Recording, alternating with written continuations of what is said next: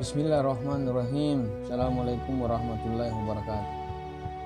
Pada kesempatan kali ini saya akan coba menjelaskan filsafat dalam ranah subjek suami. Dia tidak lebih pada hal-hal yang sifat umum. Di bawah tema mengapa suami harus berfilsafat. Tentu kita semua secara umum manusia itu bisa berfilsafat, berfilsafat. Bukan bisa, memang ada potensialitas itu. Namun pada tema kali ini ruang filsafat itu lebih dispesifikan pada ruang suami, karena dia berkaitan dengan istrinya. Berbicara tentang sebuah filsafat pasti ada berkaitan dengan sebuah pemahaman filosofis. Jadi kalau kehidupan suami itu secara niscaya pasti dia berkaitan dengan istri. Kalau kita mengatakan bahwa seorang laki-laki itu tidak secara niscaya dia dikaitkan oleh perempuan. Yang bahwa perempuan itulah sesuatu yang tunggal, laki-laki itu sesuatu yang tunggal sendiri masing-masing. Tapi kalau kita berbicara tentang seorang suami, pasti dengan sendirinya pasti ada istri, karena tanpa ada istri tidak mungkin laki-laki menjadi seorang suami.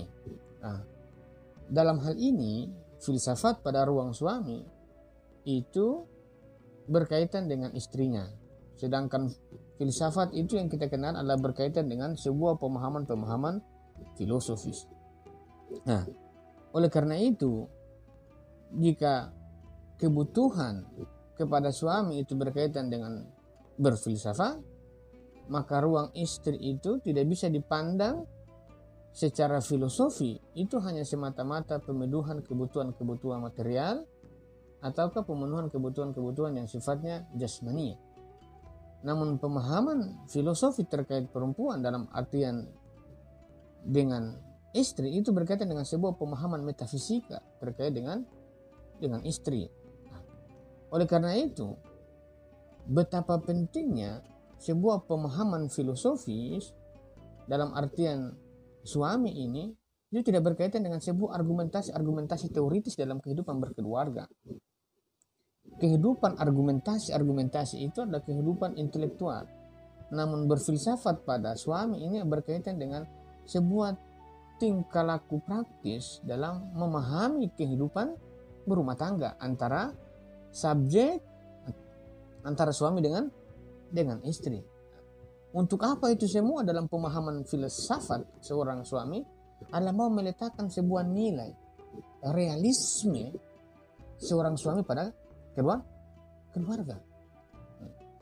Jadi pemahaman nilai realisme itu yang mau diletakkan dalam kehidupan berkeluarga, dan itu berkaitan dengan istri. Itu yang pertama.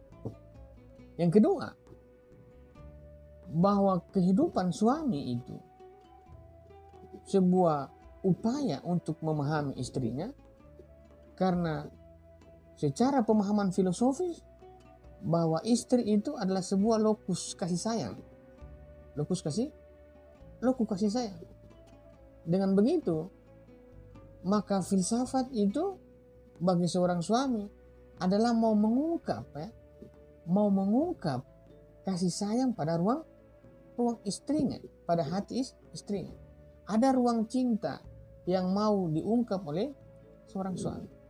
Jadi berfilsafat seorang suami bukan hanya sekedar bahwa kita mau memahami mereka, tentu itu satu hal.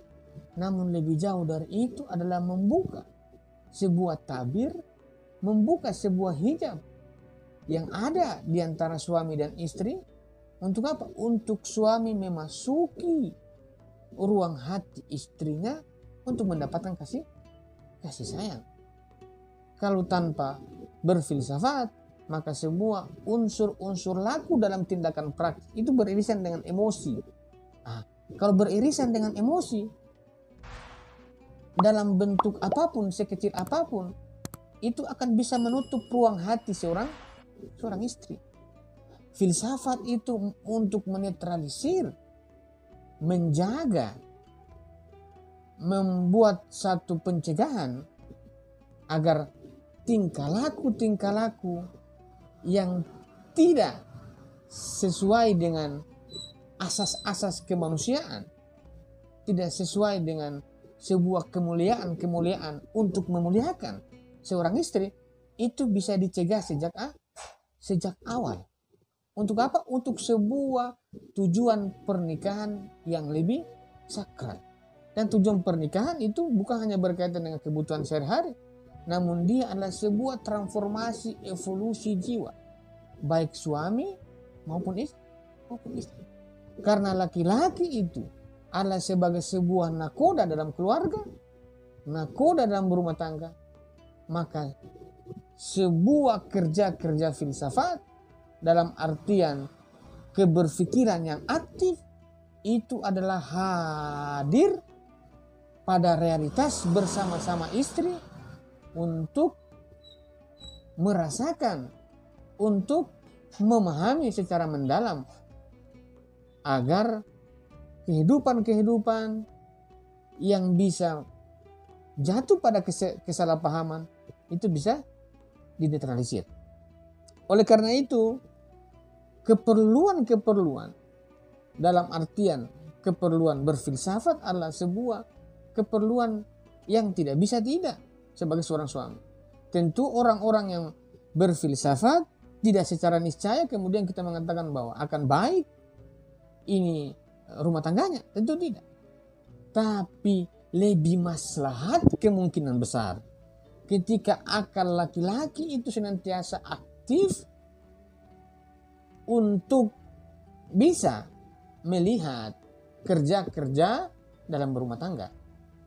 Hal yang paling sulit dalam berumah tangga bagi seorang suami itu adalah berkaitan dengan sebuah hal yang paling dalam dari seorang istri. Kalau hanya mencari nafkah, itu adalah hal-hal yang gampang bagi seorang suami. Walaupun itu juga kita sudah jatuh bangun. Tapi berkaitan dengan istri itu adalah sesuatu yang sulit. Dan sesuatu yang sulit itu berkaitan dengan apa? Sebuah kelapangan hati dan cinta dan kasih yang masih terserubung. Atau kita mengatakan bahwa ada yang disebut dengan pernikahan yang tampak, yang tak terlihat. Pernikahan yang tak terlihat ini adalah sebuah upaya untuk digali oleh seorang suami. Dan pernikahan yang tak tampak ini adalah upaya meletakkan realisme dalam keluarga. Dan upaya meletakkan realisme dalam keluarga itu ada pada seorang istri. Dan ini adalah sebuah jalan filosofi individu suami untuk membuka jalan itu.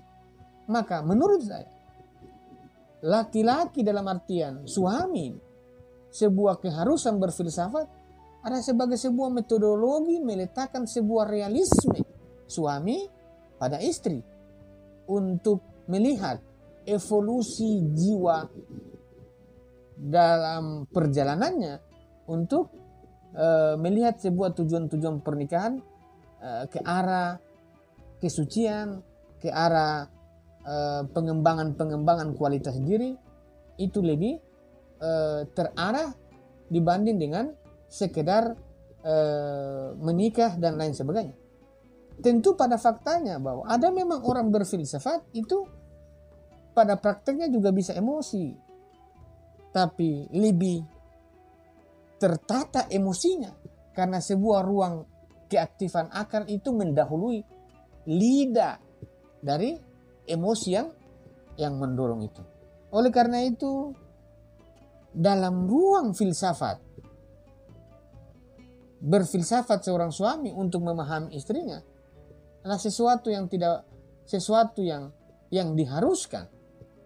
Kalaupun tanpa berfilsafat bahwa ada orang itu memahami, orang sabar dan tabah, tentu itu ada faktanya. Namun berfilsafat sebagai sebuah kesadaran teoritis praktis dalam keluarga, bukan dalam makna argumentasi teoritis. Ini berkaitan dengan sebuah konstruksi pernikahan, relasi antara suami dan istri. Untuk apa? Untuk meletakkan realismenya dalam basis rumah tangga dalam membuka tabir hati yang di dalamnya ada cinta dan kasih sayang dari seorang istri yang dibutuhkan oleh suami.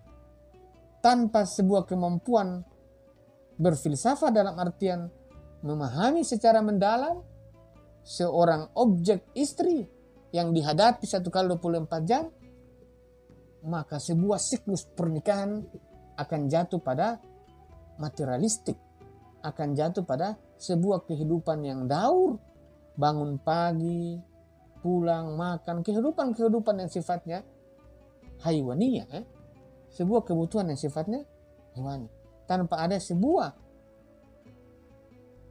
orientasi yang lebih tinggi. Dan selanjutnya, bahwa laki-laki dalam artian ini, suami, diharuskan untuk memiliki sebuah kematangan berpikir sebagai sebuah aktualitas jiwa dalam tindakannya. Ini adalah selain dari penjelasan tadi, ada penjelasan yang lebih penting adalah dia sebagai seorang nakoda adalah kawam, ar-rijalu kawwamuna 'alan nisa. Dia adalah seorang pemimpin bagi wanita, istri, kawam. Maka dia punya kendali dalam merumuskan perjalanan baik dirinya dan istrinya. Orientasi itu dijaga oleh suami.